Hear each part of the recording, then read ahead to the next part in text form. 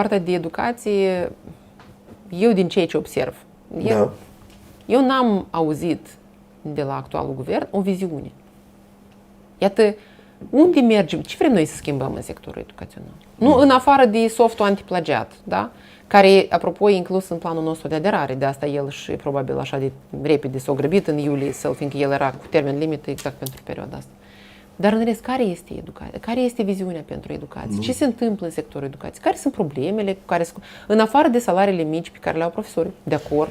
Absolut. Apropo, iată în politica nouă fiscală care a fost propusă de guvern. Bine, că au retras-o, sper că o să vină cu una mai bună și politica salarială, apropo, tot acolo. Creșterile de salarii la profesori sunt foarte mici. Incomparabil de mici, comparativ cu creșterile pentru funcționari, pentru demnitarii înalți în acest stat. Și asta este un semnal pe care îl dă guvernul profesorilor.